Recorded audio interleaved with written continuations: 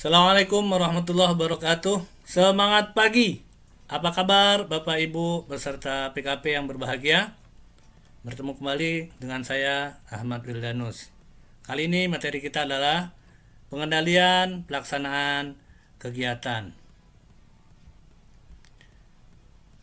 Materi ini berkaitan dengan pengendalian, yaitu sebagai fungsi terakhir dari manajemen yang berhubungan dengan fungsi perencanaan, di mana fungsi pengendalian ini akan bisa terwujud jika sudah direncanakan. Jadi pengendalian hanya dapat dilaksanakan jika ada rencana. Kemudian pelaksanaan rencana akan baik jika pengendalian dilakukan dengan baik. Dan sasaran baru dapat diketahui terwujud dengan baik atau tidak setelah pengendalian atau pengukuran dilakukan.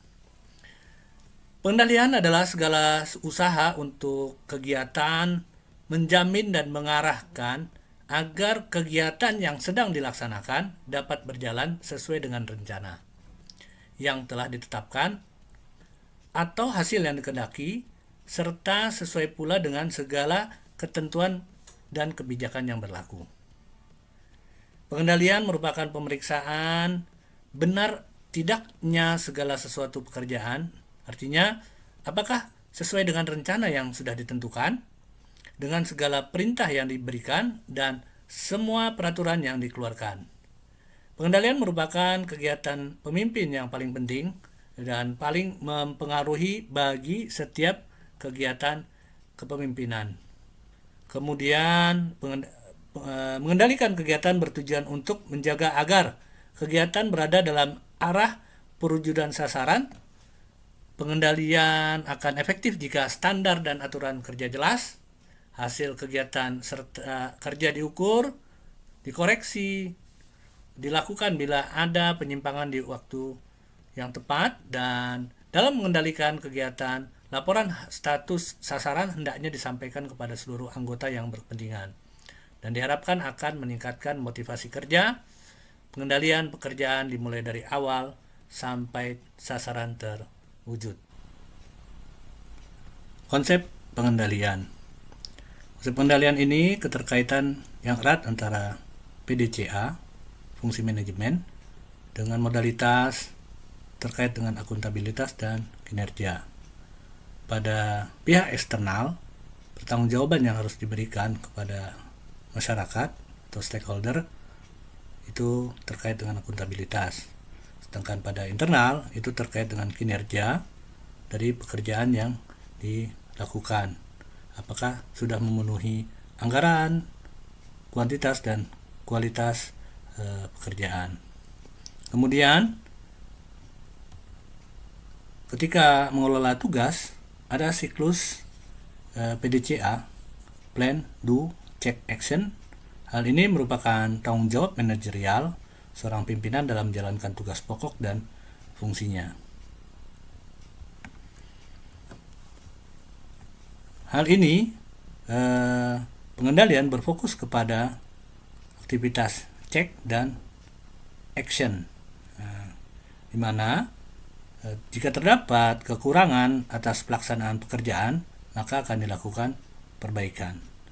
Sedangkan jika sudah sesuai dengan perencanaan yang dibuat, maka aktivitas pengendalian akan fokus pada menjaga atau memelihara kinerja yang sudah dilakukan dengan baik, atau mungkin lebih ditingkatkan lagi. Apa itu kinerja?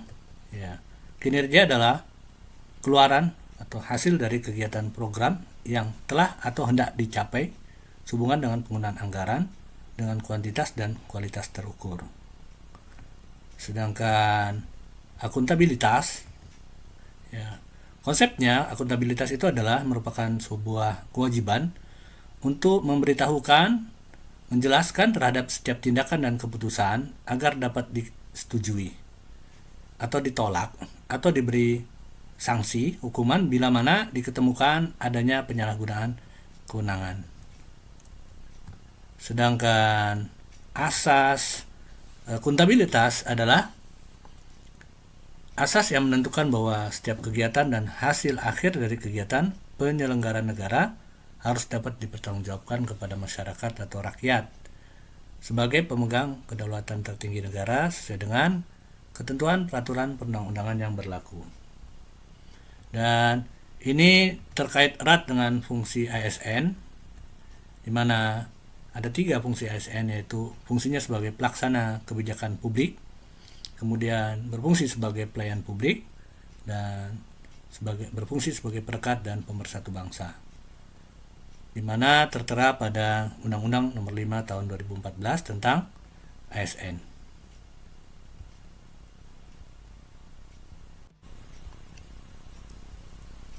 Peraturan yang berkaitan dalam rangka peningkatan dan pengendalian efektivitas penggunaan anggaran, setidaknya kita sudah memiliki beberapa peraturan perundangan, yaitu Undang-Undang Nomor 28 Tahun 1999 tentang penyelenggaraan negara yang bersih dan bebas dari KKN.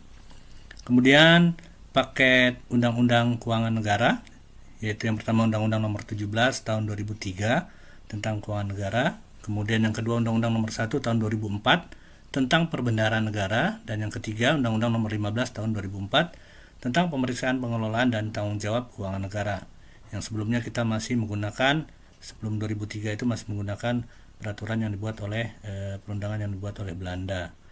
Kemudian yang ketiga Peraturan Pemerintah Nomor 8 Tahun 2006 tentang Pelaporan Keuangan dan Kinerja Instansi Pemerintah.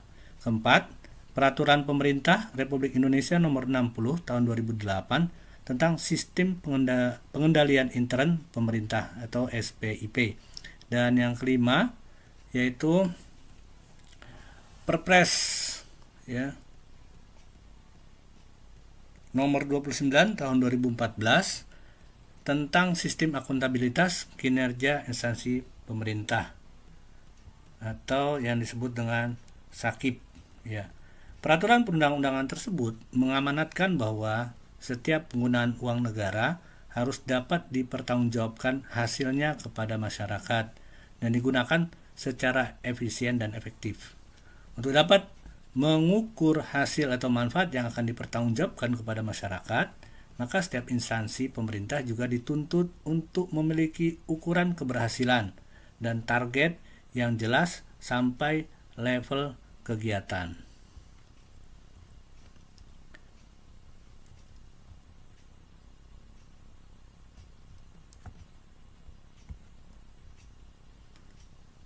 Kemudian Undang-Undang Republik Indonesia Nomor 28 Tahun 1999 tentang penyelenggaraan negara yang bersih dan bebas dari korupsi, kolusi, dan nepotisme, yaitu untuk mewujudkan penyelenggaraan negara yang bersih dan bebas dari KKN. Dalam undang-undang ini ditetapkan asas-asas umum penyelenggaraan negara yang meliputi asas kepastian hukum, kemudian asas tertib penyelenggaraan negara, kemudian asas kepentingan umum, asas keterbukaan, asas proporsionalitas, asas profesionalitas, dan asas akuntabilitas. Asas akuntabilitas seperti tadi yang sudah diungkapkan di awal ya, bahwa asas yang menentukan bahwa setiap kegiatan dan hasil akhir dari kegiatan penyelenggara negara harus dapat dipertanggungjawabkan kepada masyarakat atau rakyat sebagai pemegang kedaulatan tertinggi negara sesuai dengan ketentuan peraturan perundang-undangan yang berlaku. Kemudian Undang-Undang Republik Indonesia Nomor 17 Tahun 2003 tentang Keuangan Negara. Pertama, pelaksanaan pekerjaan dan atau kegiatan merupakan ruang lingkup keuangan negara. Pengertian dan ruang lingkup keuangan negara adalah pendekatan yang digunakan dalam merumuskan keuangan negara adalah dari sisi objek, subjek, proses, dan tujuan. Dari sisi objek, yang dimaksud dengan keuangan negara meliputi semua hak dan kewajiban negara yang dapat dinilai dengan uang, termasuk kebijakan dan kegiatan dalam bidang fiskal, moneter, dan pengelolaan kekayaan negara yang dipisahkan, serta segala sesuatu baik berupa uang maupun berupa barang yang dapat dijadikan milik negara berhubung dengan pelaksanaan hak dan kewajiban tersebut. Dari sisi subjek, yang dimaksud dengan keuangan negara meliputi seluruh objek sebagaimana tersebut di atas yang dimiliki negara dan atau dikuasai oleh pemerintah pusat, pemerintah daerah, perusahaan negara atau daerah, dan badan lain yang ada kaitannya dengan keuangan negara. Dari sisi proses, keuangan negara mencakup seluruh rangkaian kegiatan yang berkaitan dengan pengelolaan objek sebagaimana tersebut di atas, mulai dari perumusan kebijakan dan pengambilan keputusan sampai dengan pertanggungjawaban. Dari sisi tujuan, keuangan negara meliputi seluruh kebijakan, kegiatan yang berhubungan hukum yang berkaitan dengan pemilikan dan atau penguasaan objek sebagaimana tersebut di atas dalam rangka penyelenggaraan pemerintahan negara. Kewajiban untuk mengganti kerugian keuangan negara oleh para pengelola keuangan negara. Kemudian pertanggungjawaban pengelolaan keuangan negara. Salah satu upaya konkret untuk mewujudkan transparansi dan akuntabilitas pengelolaan keuangan negara adalah penyampaian laporan pertanggungjawaban keuangan pemerintah yang memenuhi prinsip-prinsip tepat waktu dan disusun dengan mengikuti standar akuntansi pemerintah yang telah diterima secara umum. Dalam undang-undang ini ditetapkan bahwa laporan pertanggungjawaban pelaksanaan APBN atau APBD disampaikan berupa laporan keuangan yang setidaknya terdiri dari laporan realisasi anggaran atau LRA, kemudian neraca, laporan arus kas, dan catatan atas laporan keuangan (CALK) yang disusun sesuai dengan standar akuntansi pemerintah.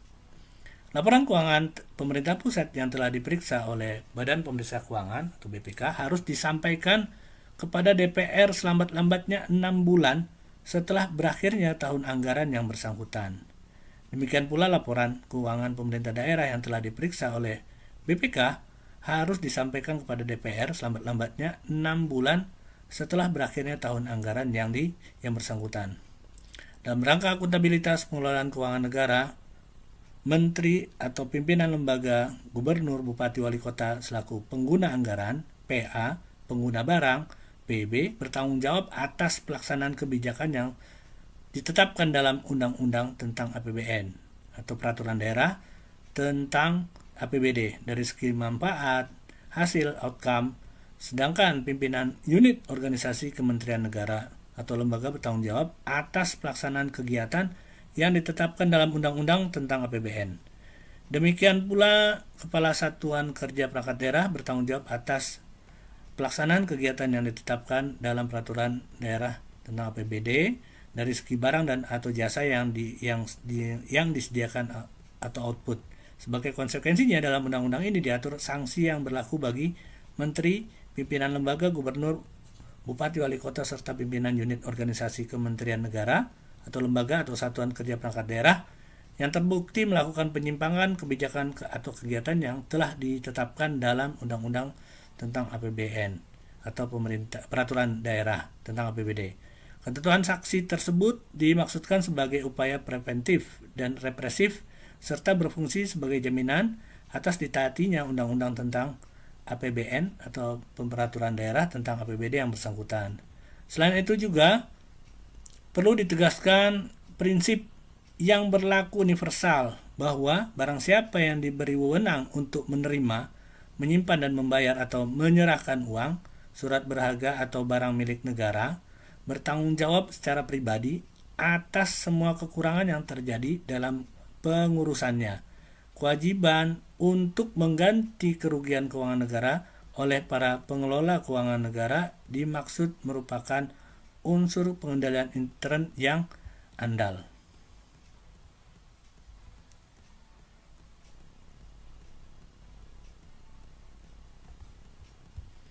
Berikutnya, Undang-Undang Republik Indonesia Nomor 1 Tahun 2004 tentang Perbendaharaan Negara.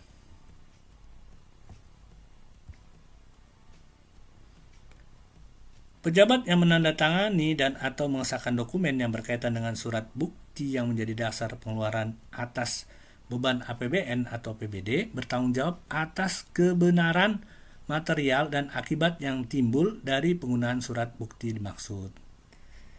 Keterangannya yaitu pengguna anggaran atau PA ataupun kuasa pengguna anggaran atau KPA berhak untuk menguji, membebankan pada mata anggaran yang telah disediakan, dan memerintahkan pembayaran tagihan-tagihan atas beban APBN atau APBD.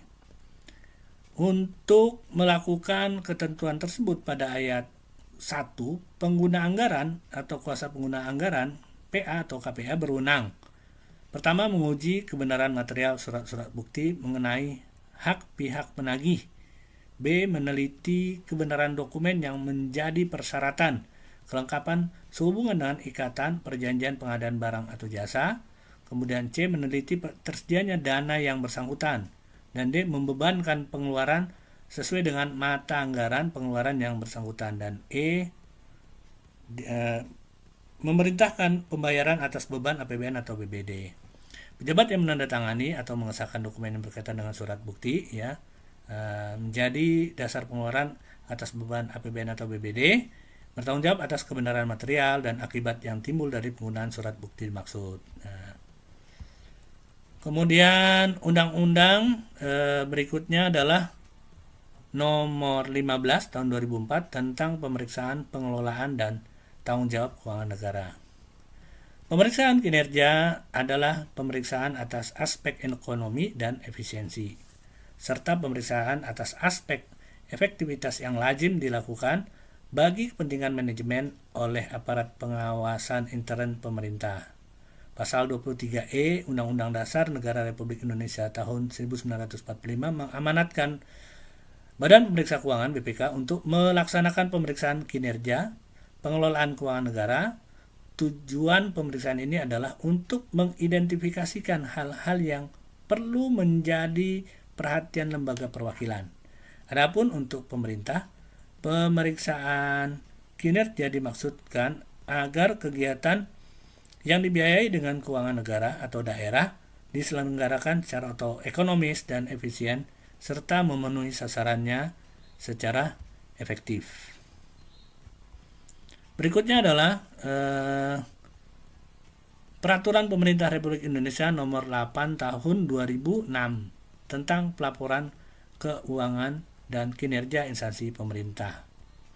Dalam rangka pertanggungjawaban pelaksanaan APBN atau APBD, setiap entitas pelaporan wajib menyusun dan menyajikan laporan keuangan dan laporan kinerja dari pasal 2. Kemudian laporan kinerja sebagaimana berisi ringkasan tentang keluaran dari masing-masing kegiatan dan hasil yang dicapai dari masing-masing program sebagaimana ditetapkan dalam dokumen pelaksanaan APBN atau APBD di pasal 17. Berikutnya adalah Peraturan Pemerintah Republik Indonesia Nomor 60 Tahun 2008 tentang Sistem Pengendalian Intern Pemerintah atau SPIP. Sistem pengendalian intern adalah proses yang integral pada tindakan dan kegiatan yang dilakukan secara terus-menerus oleh pimpinan dan seluruh pegawai untuk memberikan keyakinan memadai atas tercapainya tujuan organisasi melalui kegiatan yang efektif dan efisien. Keandalan pelaporan keuangan, pengamanan aset negara, dan ketaatan terhadap peraturan perundang-undangan di pasal 1. Untuk mencapai pengelolaan keuangan negara yang efektif, efisien, transparan, dan akuntabel, Menteri Pimpinan Lembaga, Gubernur, dan Bupati Wali Kota wajib melakukan pengendalian atas penyelenggaraan kegiatan pemerintahan di pasal 2-nya. Kemudian, pasal 35 ayat 1, pimpinan instansi pemerintah wajib menetapkan dan mereview indikator dan ukuran kinerja sebagaimana dimaksud dalam pasal 18 ayat 3 huruf E. Kemudian yang keduanya adalah ayat 2-nya dalam melaksanakan penetapan dan review indikator dan pengukuran kinerja sebagaimana dimaksud pada ayat 1 tadi, pimpinan instansi pemerintah harus A. Menetapkan ukuran dan indikator kinerja. B. Mereview dan melakukan validasi secara periodik atas ketetapan dan keandalan ukuran dan indikator kinerja. Kemudian C, mengevaluasi faktor penilaian pengukuran kinerja. Dan D, membandingkan secara terus-menerus data capaian kinerja dengan sasaran yang ditetapkan dan selisihnya dianalisis lebih lanjut, yaitu di pasal 35.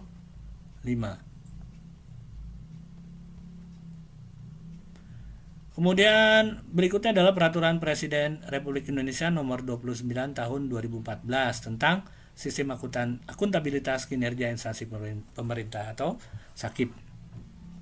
Nah, kegiatan adalah bagian dari program yang dilaksanakan oleh satu atau beberapa satuan kerja pada kementerian negara atau lembaga atau unit kerja pada SKPD sebagai bagian dari pencapaian sasaran terukur pada suatu program dan terdiri dari sekumpulan tindakan pengerahan sumber daya baik yang berupa personil atau sumber daya manusia, barang, modal, termasuk peralatan dan teknologi, dana atau kombinasi dari beberapa atau kesemua jenis sumber daya tersebut sebagai masukan atau input untuk menghasilkan keluaran atau output dalam bentuk barang dan jasa. Kinerja adalah keluaran hasil dari kegiatan program yang telah atau hendak dicapai sehubungan dengan penggunaan anggaran dengan kuantitas dan kualitas terukur. Nah, ini tadi tentang kinerja ya, adanya di Peraturan Presiden Perpres nomor 29. Ya, demikian yang peraturan perundangan yang berkaitan dengan pengendalian pelaksanaan kegiatan.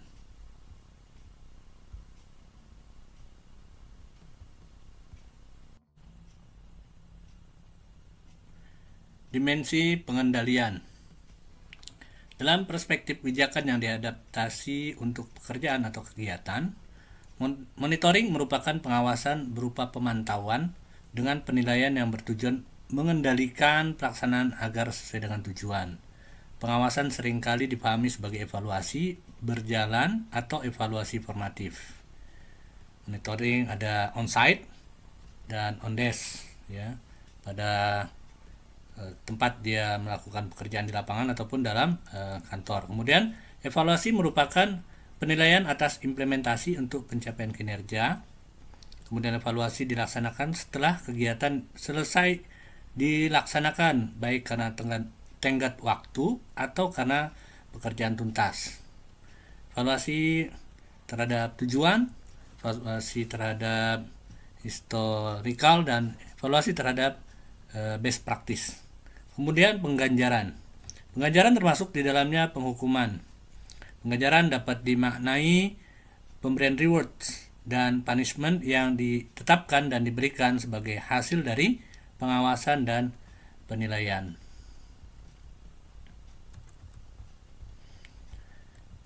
Ya, apa monitoring? Ya, monitoring tujuannya menghindarkan penyimpangan, kemudian memastikan kesesuaian. Kemudian metodenya menggunakan survei lapangan dengan metode diskusi dan desk monitoring. Kemudian kompetensi pemonitor memahami pekerjaan yang dimonitor, memahami pelaksana dan konteks pelaksanaan, serta memahami dan menguasai metode. Dalam melaksanakan monitoring harus dicatat bahwa proses monitoring tidak mengganggu pelaksanaan. Pemonitor dilarang intervensi. Pemonitor tidak menyampaikan hasil kepada yang dimonitor, tetapi kepada atasan yang dimonitor. Kecakapan pemonitor. Kemudian, dua metode dasar monitoring yang harus dikuasai monitor adalah cepat menangkap temuan dan melakukan cara untuk mengungkapkan temuan.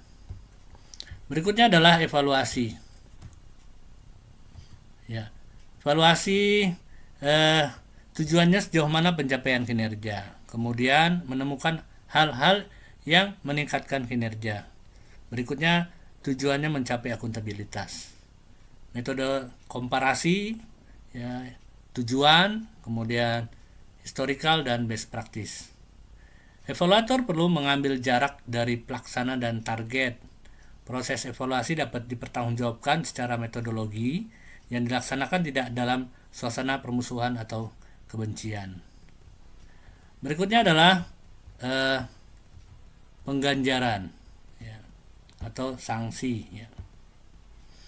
Pengganjaran secara etika, politik, hukum, manajemen, teknis atau finansial. Etika, hukuman terberat adalah social punishment, berupa pengucilan dan pendiskreditan secara sosial.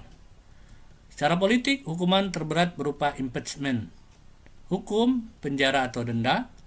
Manajemen, hukuman terberat pemberhentian dari jabatan. Finansial, mengganti kerugian.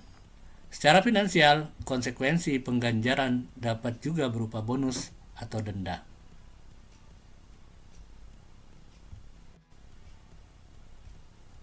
Pengendalian pelaksanaan pekerjaan barang dan jasa.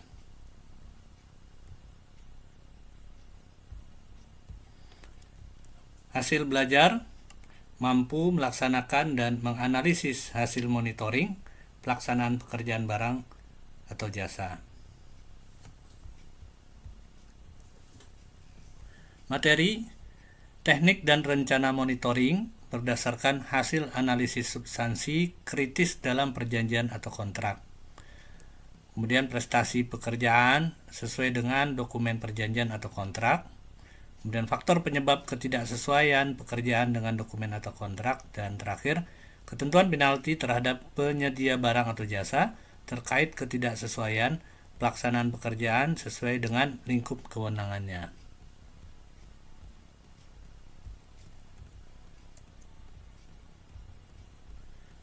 Yang pertama,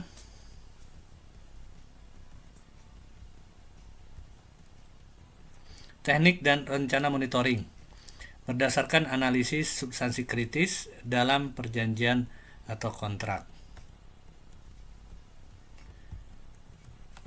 Kerangka acuan kerja atau KAK, kerangka acuan kerja atau kerangka acuan kegiatan yang disebut dengan KAK adalah dokumen perencanaan kegiatan yang berisi penjelasan atau keterangan mengenai apa, mengapa, siapa, kapan, di mana, bagaimana, dan berapa perkiraan biaya suatu kegiatan.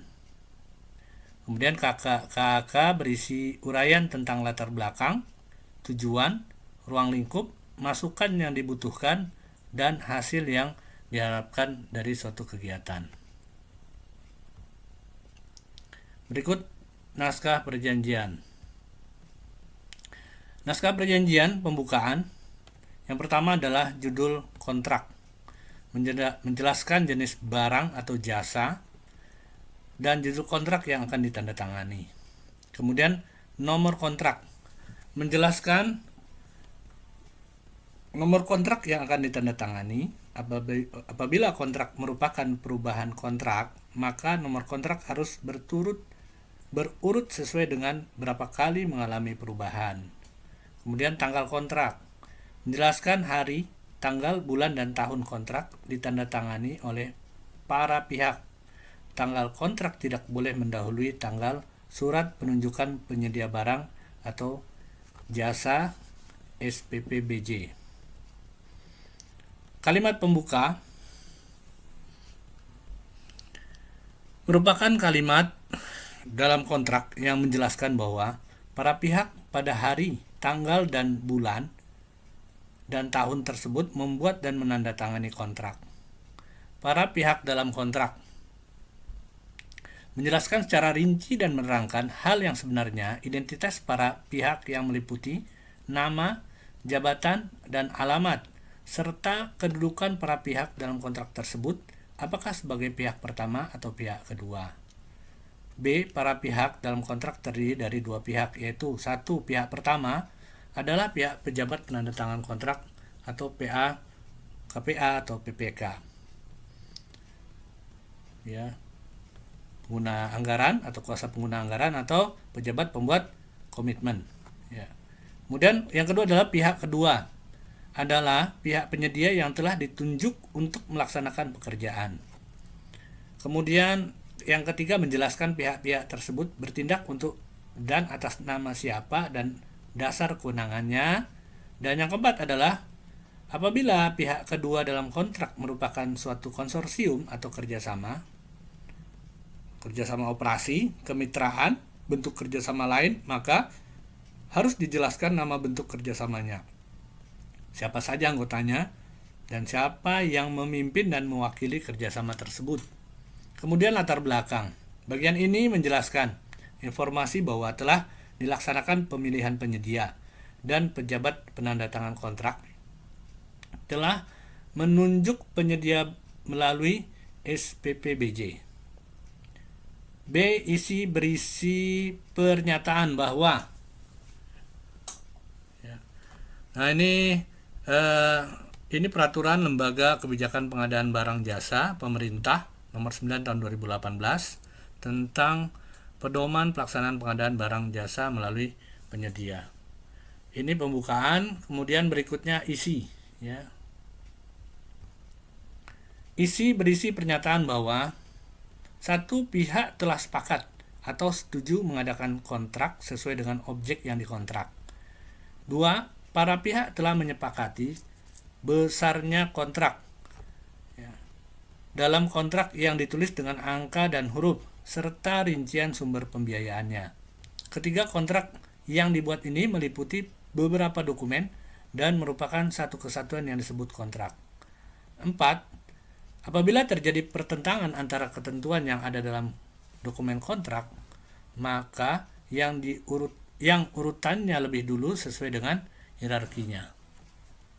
Kelima, persetujuan para pihak untuk melaksanakan kewajiban masing-masing, yaitu pihak pertama membayar harga yang tercantum dalam kontrak dan pihak kedua melaksanakan pekerjaan yang diperjanjikan dalam kontrak.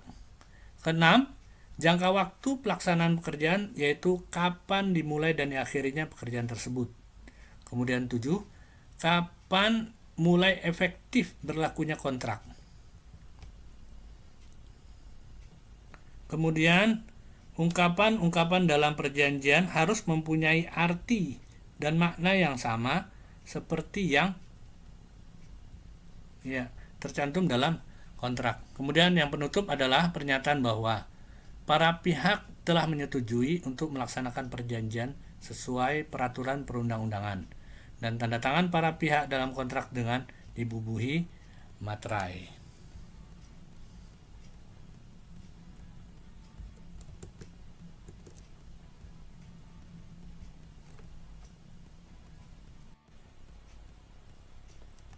Mengendalikan pelaksanaan kontrak pengadaan barang dan jasa. Pertama, menganalisis substansi kontrak. Yang kedua, melaksanakan monitoring pelaksanaan pekerjaan pengadaan barang jasa. Kemudian, yang ketiga, melakukan analisis hasil monitoring. Dan terakhir, melakukan pengendalian pelaksanaan pekerjaan. Pada saat menganalisis substansi kontrak, kita menelusuri substansi kritis dalam perjanjian atau kontrak. Kemudian, menganalisis substansi kontrak yang kritis, menetapkan teknik monitoring, menyusun rencana monitoring substansi kritis, dan mengkonsultasikan rencana monitoring kepada pimpinan. Yang kedua, melaksanakan monitoring pelaksanaan pekerjaan pengadaan barang dan jasa. Mengobservasi prestasi pekerjaan sesuai dokumen perjanjian atau kontrak, mengklarifikasi hasil observasi, merujuk dokumen perjanjian atau kontrak, dan mengklasifikasikan hasil pekerjaan sesuai dokumen perjanjian. Dan melakukan analisis hasil monitoring, mengapresiasi prestasi pekerjaan yang sesuai dengan dokumen perjanjian atau kontrak, dan menelusur prestasi pekerjaan yang tidak sesuai dengan dokumen perjanjian atau kontrak, mengkaji penyebab ketidaksesuaian prestasi pekerjaan dengan dokumen perjanjian dan kontrak, dan menganalisis usulan pengambilan keputusan terkait ketidaksesuaian prestasi pekerjaan dengan dokumen perjanjian atau kontrak, dan mengonsultasikan usulan alternatif keputusan kepada pimpinan. Dan yang terakhir adalah melaksanakan pengendalian pelaksanaan pekerjaan. Pemeriksaan pelaksanaan pekerjaan memeriksa pelaksanaan pekerjaan. Kemudian menegur penyedia barang jasa terkait ketidaksesuaian pelaksanaan pekerjaan. Berikutnya memeriksa ulang respon perbaikan pelaksanaan pekerjaan. Kemudian mengusulkan penetapan penalti sesuai peraturan terkait pengabaian atas teguran, dan menerapkan penalti sesuai lingkup kewenangan. Ya, tipe dan jenis monitoring. Ada 3 aspek masukan sebagai input dan aspek proses atau aktivitas dan aspek keluaran atau output. Aspek input ya, proyek antara lain mencakup tenaga manusia, dana, bahan, peralatan, jam kerja, data, kebijakan, manajemen, dan sebagainya yang dibutuhkan untuk melaksanakan kegiatan proyek. Kemudian aspek proses atau aktivitas, yaitu aspek dari proyek yang mencerminkan suatu proses kegiatan seperti penelitian, pelatihan, proses produksi, pemberian bantuan, dan sebagainya. Yang ketiga, aspek keluaran, yaitu output, yaitu aspek proyek yang mencakup hasil dari proses yang terutama berkaitan dengan kuantitas, jumlah, dan kualitas atau mutu. Berikutnya,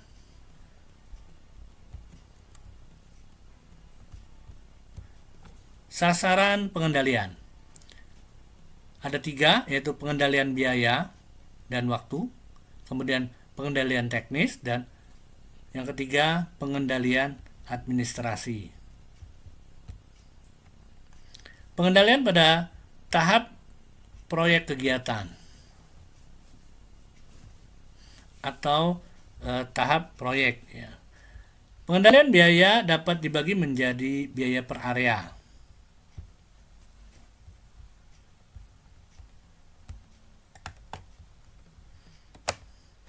Kemudian atau per jenis pekerjaan. Pengendalian penggunaan orang juga dapat dikelompokkan per area atau per orang.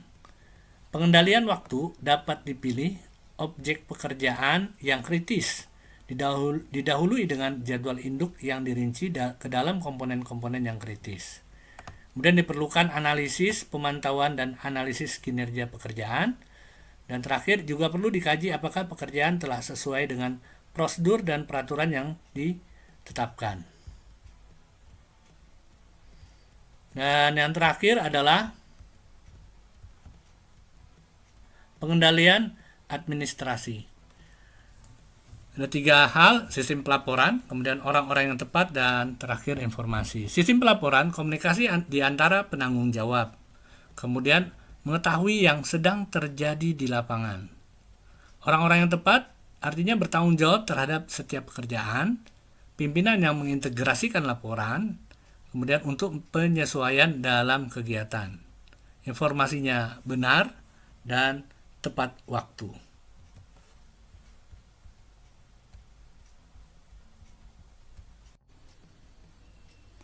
Prestasi pekerjaan sesuai dengan dokumen perjanjian atau kontrak.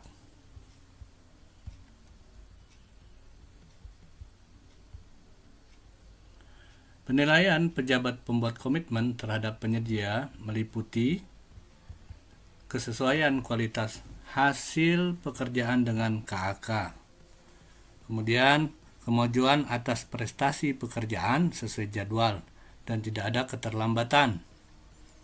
Kemudian pelaksanaan pekerjaan sesuai jangka waktu yang ditetapkan dalam kontrak. Yang keempat, kualifikasi jumlah dan waktu penugasan tenaga ahli sesuai dengan kontrak. Dan ketaatan dan kelengkapan dalam memenuhi administrasi pekerjaan sesuai dengan kontrak.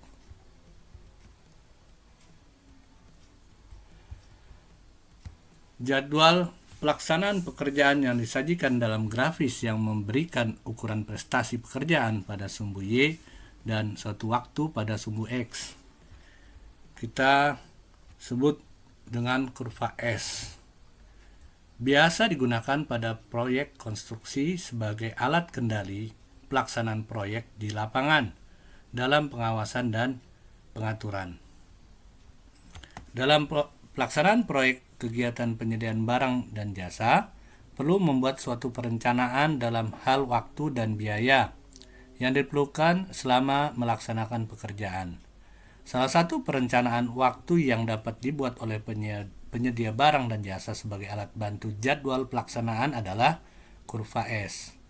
Kurva S tersebut bisa digunakan sebagai indikator terlambat tidaknya suatu proyek pekerjaan. Perencanaan melalui pembuatan jadwal pelaksanaan kegiatan berfungsi sebagai alat kontrol dalam pelaksanaan proyek di lapangan agar memudahkan dalam pengawasan dan pengaturan tenaga kerja di lapangan, khususnya dalam hal pengawasan produktivitas tenaga kerja. Kurva S adalah jadwal pelaksanaan pekerjaan yang disajikan dalam bentuk grafis yang dapat memberikan bermacam ukuran kemajuan pekerjaan yang digambarkan pada sumbu tegak dikaitkan dengan sumbu waktu pada sumbu datar. Kurva S ini dapat dipakai untuk pengujian ekonomi dan mengatur pembebanan sumber daya serta alokasinya, menguji perpaduan kegiatan terhadap rencana kerja, pembandingan kinerja aktual target rencana atau anggaran biaya untuk keperluan evaluasi dan analisis penyimpangan. Kriteria kemajuan pekerjaan ditampilkan dalam bentuk persentase kumulatif bobot prestasi pelaksanaan atau produksi. Nilai uang yang dibelanjakan, jumlah kuantitas atau volume pekerjaan, kebutuhan berbagai sumber daya, dan masih banyak lagi ukuran lainnya. Penyebab membentuk huruf S di dalam kurva S dikarenakan kegiatan proyek berlangsung sebagai berikut. Kemajuan pada awalnya bergerak lambat, diikuti oleh kegiatan yang bergerak cepat dalam kurun waktu yang lebih lama. Akhirnya kecepatan kemajuan menurun dan berhenti pada titik akhir. Dari penjelasan di atas dapat disimpulkan, kurva S yang baik adalah pelan di saat awal pekerjaan, kemudian cepat di tengah, dan santai lagi di akhir jadwal.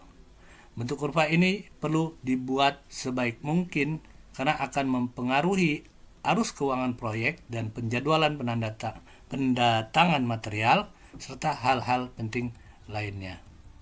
Manfaat dan kegunaan kurva S. Sebagai informasi untuk mengontrol pelaksanaan suatu proyek dengan cara membandingkan deviasi antara kurva rencana dengan kurva realisasi. Sebagai informasi untuk pengambilan keputusan berdasarkan perubahan kurva realisasi terhadap kurva rencana. Perubahan ini bisa dalam bentuk prosentase pekerjaan lebih cepat atau lebih lambat dari waktu yang sudah ditentukan untuk menyelesaikan proyek. Sebagai informasi kapan waktu yang tepat untuk melakukan owner ataupun melakukan pembayaran kepada supplier. Cara membuat kurva S sudah tersedia di slide Bapak Ibu. Silakan Bapak Ibu cermati dengan baik bagaimana membuat kurva S.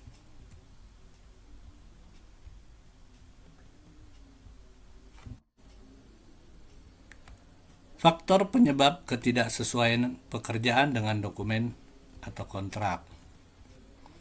Ketidaksesuaian dengan mutu, ketidaksesuaian jumlah, dan ketidaksesuaian waktu. Ketidaksesuaian mutu adalah selisih antara kualitas yang dipersyaratkan sebagaimana tercantum pada kontrak atau KAK dengan kualitas yang diberikan. Ketidaksesuaian jumlah adalah selisih kuantitas. Ketidaksesuaian waktu yang menjadi masalah adalah keterlambatan, dan boleh jadi waktu yang terlalu cepat juga dapat dipermasalahkan. Misalnya dalam hal pekerjaan jasa konsultasi dikaitkan dengan pembayaran biaya personal.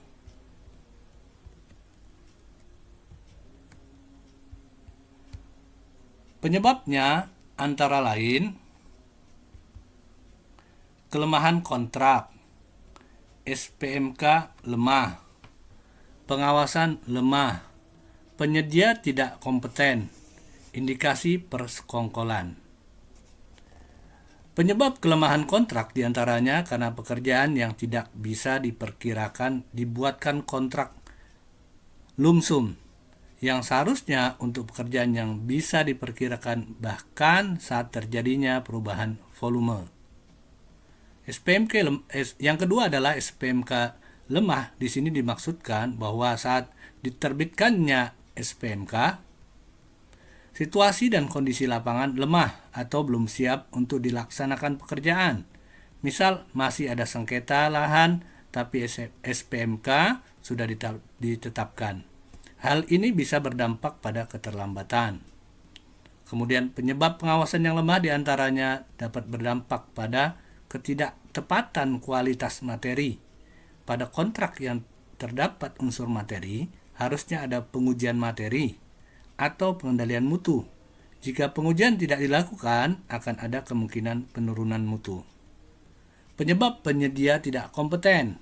Ketidakkompetenan penyedia akan berdampak pada rendahnya mutu, kurangnya kualitas, dan keterlambatan. Penyebab indikasi persekongkolan, baik vertikal maupun horizontal, membuka peluang korupsi yang akan mengurangi kualitas dan kuantitas. Perilaku yang dapat menyebabkan ketidaksesuaian. Yang pertama adalah free rider.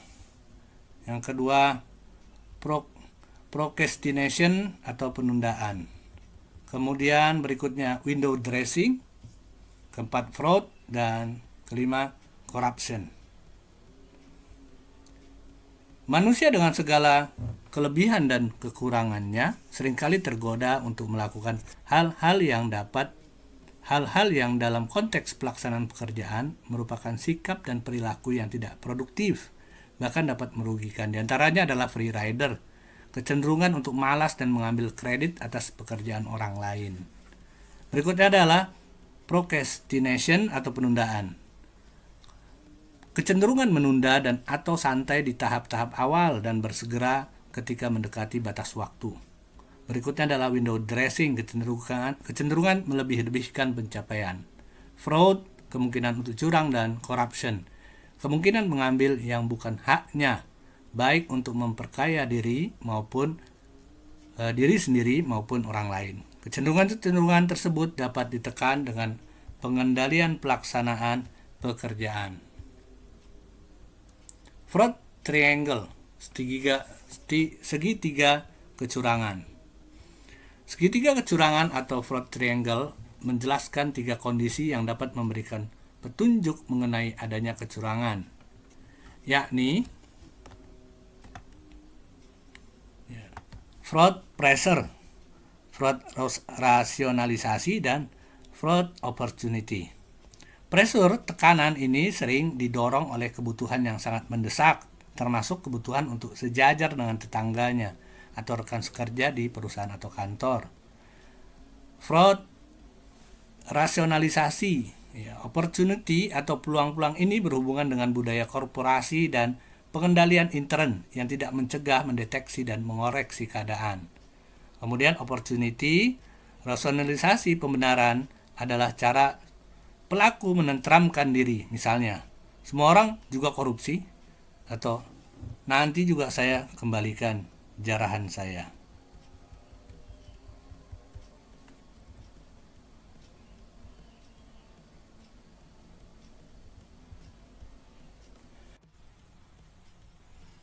Ketentuan penalti terhadap penyedia barang jasa terkait ketidaksesuaian pelaksanaan pekerjaan sesuai dengan lingkup kewenangannya.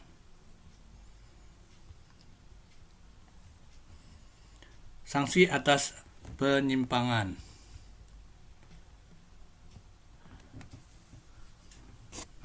Nomor 1, kelompok sanksi administrasi, bentuk sanksi teguran lisan, teguran tertulis, blacklist.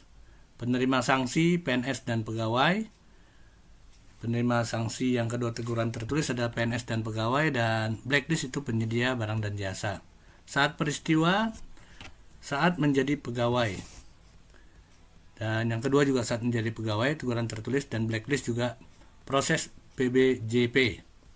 Kewenangan penetapan pengguna anggaran atau kuasa pengguna anggaran, PAKPA yang 1, 2, dan yang kedua adalah pelaku pengadaan dan PAKPA.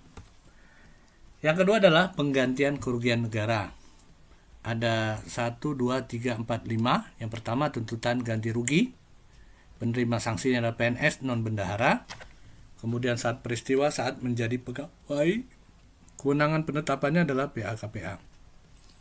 Kemudian tuntutan perbendaharaan, yang kena sanksi adalah PNS bendahara saat menjadi pegawai. Kewenangan penetapannya adalah dari BPK-RI. Kemudian sita jaminan, penerima sanksi penyedia barang dan jasa saat proses penyediaan barang dan jasa. Kemudian denda, bentuk sanksi penyedia barang dan jasa proses PBJP, dan sanksi finansial, penerima sanksi adalah penyedia barang dan jasa saat peristiwa proses pemilihan penyedia. Nah, kewenangan penetapannya adalah yang ketiga terakhir ini, pelaku pengadaan dan PA atau KPA. Kelompok sanksi pidana, kurungan penjara, penerima sanksi semua pihak saat peristiwa tidak terikat ruang dan waktu. Kewenangan penetapan adalah aparat penegak hukum. Kemudian berikutnya adalah sanksi bagi penyedia.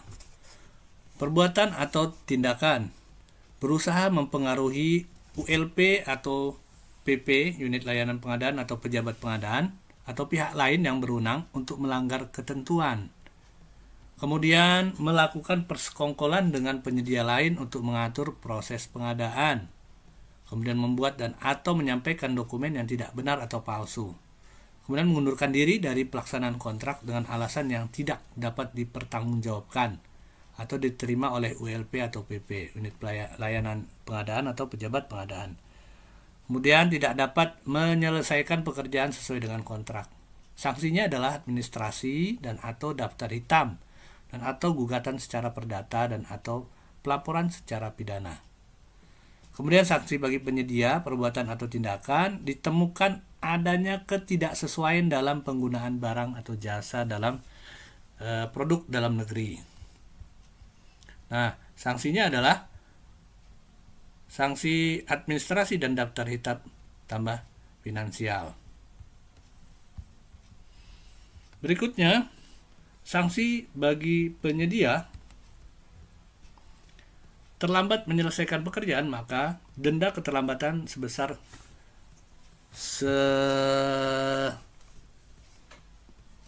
per mil, ya, atau 1/1000 per hari dari harga kontrak atas atau bagian kontrak. Kemudian sanksi bagi penyedia konsultan perencana yang tidak cermat dan mengakibatkan kerugian negara, maka menyusun kembali perencanaan dengan biaya sendiri dan atau tuntutan ganti rugi.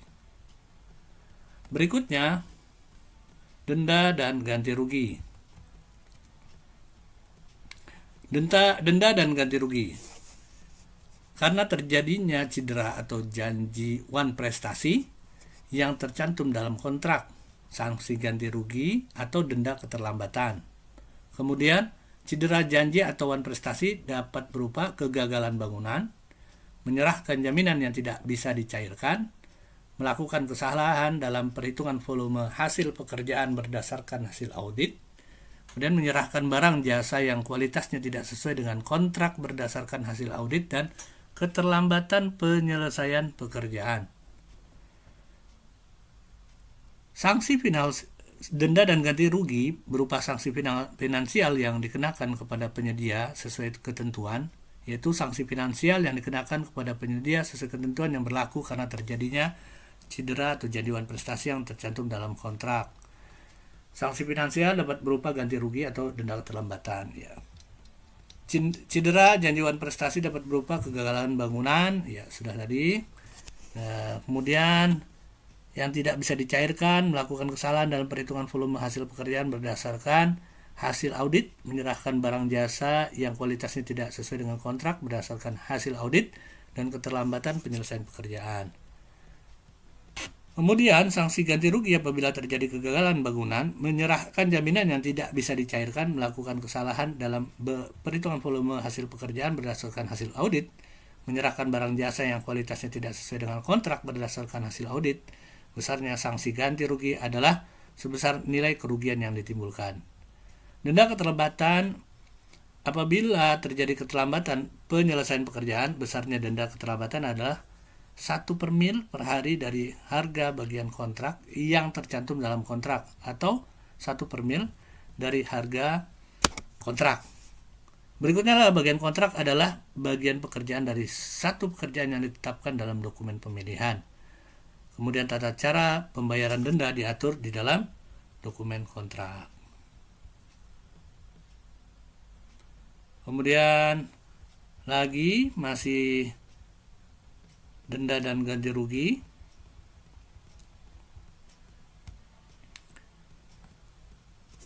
Sanksi ganti rugi apabila terjadi kegagalan bangunan menyerahkan jaminan yang tidak bisa dicairkan. Kemudian melakukan kesalahan dalam perhitungan volume hasil pekerjaan berdasarkan hasil audit. Tadi menyerahkan barang jasa yang kualitasnya tidak sesuai dengan kontrak berdasarkan hasil audit, dan besarnya sanksi ganti rugi adalah sebesar nilai kerugian yang ditimbulkan. Bagian kontrak adalah bagian pekerjaan dari satu pekerjaan yang ditetapkan dalam dokumen pemilihan. Ya. Berikutnya pemutusan kontrak oleh pejabat penandatangan kontrak. Alasan-alasannya apa saja? Ya, KKN atau kecurangan dan atau pemalsuan. Yang berikutnya adalah penyimpangan prosedur. Yang ketiga pailit, keempat daftar hitam, kelima gagal memperbaiki kinerja, keenam tidak mempertahankan berlakunya jaminan pelaksanaan, ketujuh lalai atau cedera janji, 8 tidak mampu menyelesaikan keseluruhan pekerjaan, ke-9 tidak dapat menyelesaikan pekerjaan, dan terakhir menghentikan pekerjaan selama waktu yang ditentukan. Pemutusan kontrak. Pejabat penandatangan kontrak melakukan pemutusan kontrak apabila penyedia terbukti melakukan KKN, kecurangan dan atau pemalsuan dalam proses pengadaan yang diputuskan oleh instansi yang berwenang.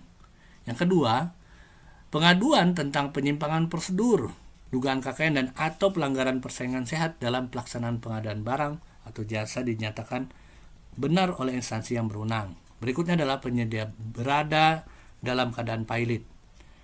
Berikutnya penyedia terbukti dikenakan sanksi daftar hitam sebelum penandatanganan kontrak.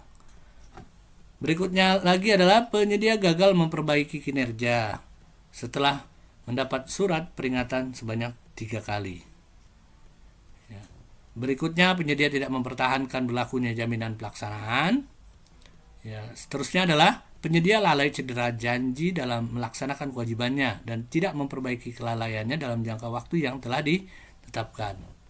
Ke-9, berdasarkan penelitian pejabat penandatangan kontrak, penyedia tidak akan mampu menyelesaikan keseluruhan pekerjaan walaupun diberikan kesempatan sampai dengan 50 hari kalender sejak masa berakhirnya pelaksanaan pekerjaan untuk menyelesaikan pekerjaan. Dan terakhir yang 10, setelah diberikan kesempatan menyelesaikan pekerjaan sampai dengan 50 hari kalender sejak masa berakhirnya pelaksanaan pekerjaan, penyedia barang jasa tidak dapat menyelesaikan pekerjaan atau penyedia menghentikan pekerjaan selama waktu yang ditentukan dalam kontrak, dan penghentian ini tidak tercantum dalam program mutu serta tanpa persetujuan pengawas pekerjaan. Demikian Bapak Ibu materi pengendalian pelaksanaan kegiatan. Mudah-mudahan bisa dapat dipahami dan dapat menambah khasanah aktivitas Bapak Ibu ketika mengendalikan pelaksanaan kegiatan yang ada di masing-masing unit kerja.